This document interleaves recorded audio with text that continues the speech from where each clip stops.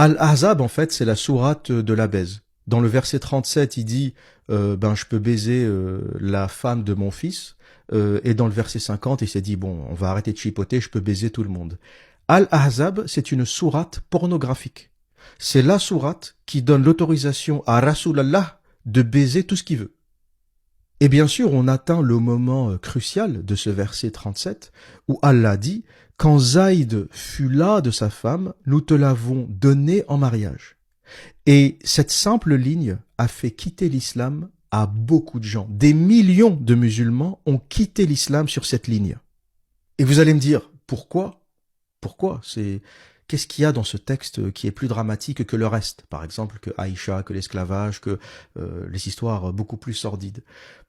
Les musulmans se sont demandé pourquoi le créateur de l'univers, pourquoi celui qui aurait créé le monde, les galaxies, la voie lactée, la vie, l'eau, les particules, s'intéresserait aux histoires de cul d'un bédouin du désert. Une sourate, un verset entier pour dire « Quand ton fils Zaïd aura divorcé de sa femme, je t'autorise à l'épouser. » Le créateur de l'univers n'a rien d'autre à foutre que d'autoriser son prophète à baiser sa belle-fille. Sur cette simple ligne, t'as des musulmans qui ont lâché. Ils ont dit c'est bon, c'est trop, j'en peux plus, c'est fini. On leur a raconté des histoires, on leur a dit oui, Aïcha c'est une exception, c'est un miracle. Bon, ils ont avalé, ils ont bouffé. Miam miam, ferme ta gueule. Ton imam t'a dit tu te tais, tu te tais. Ton imam t'a dit ne cherche pas trop, sinon tu vas devenir un mouchrik, tu vas devenir un kafir. Et lui, il a peur, je veux pas aller en enfer, je veux pas brûler. Et ils ont fermé leur gueule. Sur d'autres sujets, pareil, l'esclavage, oui, mais c'était un contexte, machin, blablabla, ils ont mangé. Miam miam, ok, d'accord, peut-être qu'il y a un truc que je comprends pas, je suis pas assez intelligent, j'ai pas la science. L'islam, c'est de la physique quantique, en fait. T'as l'impression, quand tu les entends parler, c'est de la physique nucléaire. Et ils ont bouffé. À chaque fois, tu bouffes les couleuvres. On te donne des explications débiles et tu manges.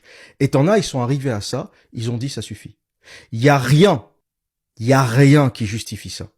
Le créateur de l'univers qui fait divorcer le fils du prophète pour que le prophète épouse sa femme. Il y a rien qui justifie ça. C'est du n'importe quoi. Et voilà ce que nous dit le tafsir de Ibn Kathir. Quand Zaïd fut là de sa femme, nous te l'avons donné en mariage. Cela signifie que lorsque Zaïd eut assez d'elle, cessa tout rapport conjugal et se sépara d'elle, Dieu la lui a donnée en mariage. On a avancé que le prophète, sallallahu alayhi halala, que Allah le salue et le bénisse, c'est casse-couille ces trucs. À chaque fois qu'il y a le mot prophète, il y a qu'Allah le bénisse et le salue, ça halalou balali balal. À chaque fois, ça fait des trucs à rallonge. En fait, les tafsirs seraient 2 fois plus courts, en fait, ils feraient 2 fois moins le volume s'il n'y avait pas à chaque fois après le prophète ou après Mohammed, halali halala, qu'Allah le bénisse et le salue. C'est casse-couille, c'est insupportable.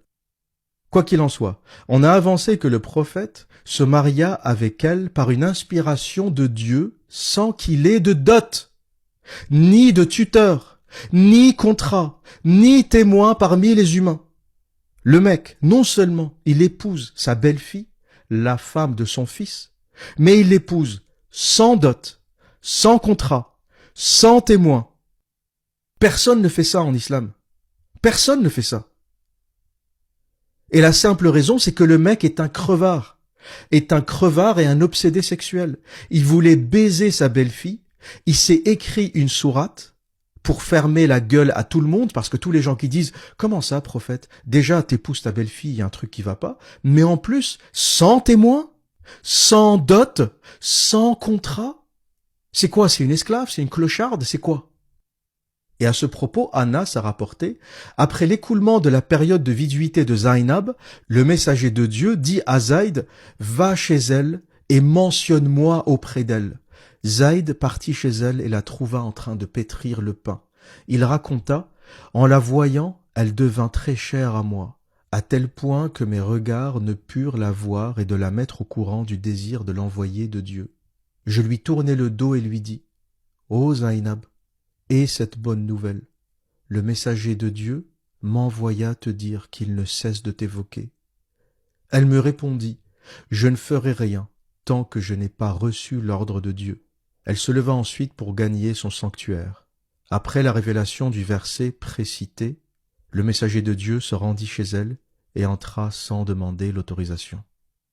Vous imaginez ce que nous raconte Ibn Kathir, le tafsir de cette sourate et de ce verset? Comme s'il ne suffisait pas de lui avoir volé sa femme, le prophète a en plus humilié son fils adoptif. Il lui a dit, c'est toi qui vas aller chez ta femme et tu vas lui dire que je vais l'épouser. Zaïd rentre chez lui. Il dit qu'il ne pouvait pas faire face à sa femme en lui disant ça. Il ne pouvait pas la regarder dans les yeux et lui dire ça. Il s'est retourné. Il lui a tourné le dos et lui a dit, voilà, le prophète va t'épouser. Et malgré ça, elle a dit que je ne ferai rien tant que je n'aurai pas la révélation. Tant que ce n'est pas Allah qui le dit, je ne ferai rien. Vous voyez le niveau d'endoctrinement des gens? C'est-à-dire qu'elle ne voulait pas de ce Rasulallah, de ce crasseux. Elle ne voulait pas de lui. C'est pour ça qu'elle dit « je fais rien tant qu'il n'y a pas de révélation ». C'est une façon de se protéger. Elle se dit « tant qu'il n'y a pas de révélation divine, c'est bon, je suis tranquille ».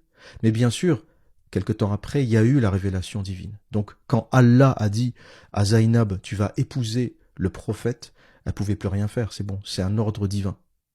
En plus de la question de la terreur et du terrorisme, parce que c'est ça le danger de l'islam. Si cette femme refuse, on va pas dire « ben elle a le choix, elle n'est pas obligée ». Elle peut très bien dire « j'ai pas envie, ça me convient pas, il est plus âgé que moi, c'est en plus mon beau-père, j'ai pas envie d'épouser mon beau-père ». Mais une fois qu'il y a révélation divine, avec tout l'endoctrinement et le terrorisme islamique, elle peut plus refuser. Parce qu'on va lui dire « si tu refuses, c'est pas par choix, mais par mécréance ». C'est ça la différence. S'il n'y avait pas eu de verset, on va dire elle a refusé par choix. Si elle avait refusé malgré le verset, on aurait dit c'est une kafir, c'est une mécréante, parce que Allah lui demande d'épouser ce crasseux Rasulallah, le prophète de l'islam, et elle refuse. Donc c'est une mécréante. Et qu'est-ce qu'on fait aux mécréants? On les tue.